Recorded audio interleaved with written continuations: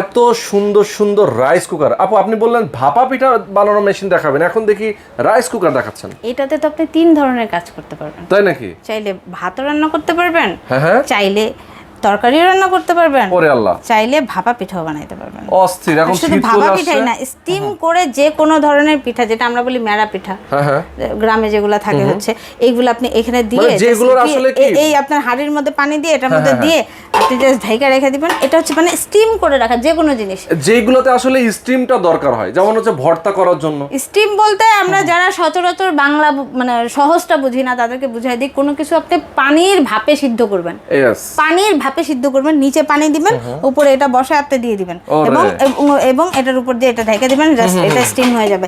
আরেকটা ব্যাপার, আপনি এটার সাথে পাচ্ছেন হচ্ছে দেখেন একটা স্পুন, একটা হচ্ছে বাটি, এটা হচ্ছে মেজারমেন্ট কাপ, আর এখানে পাচ্ছেন কিন্তু একটা দুইটা হাঁড়ি, একটা ননস্টিক একটা স্টিলের।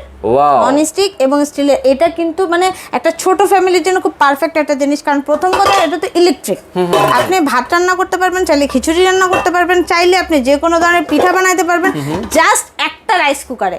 আমাদের এখানে দুইটা সাইজ অ্যাভেলেবল, 1.8 লিটার এটা যেটা দেখতেছেন, আরো একটা আছে 2.8 লিটার। আর কালারগুলা দেখতেই পাচ্ছেন, আসলে পছন্দের মহিলাদের পছন্দের কালারের ক্রোকারিজ যদি হয় তার রান্নাঘরে, তার কিন্তু আর কিছু লাগে না, সত্যি কথা যেটা।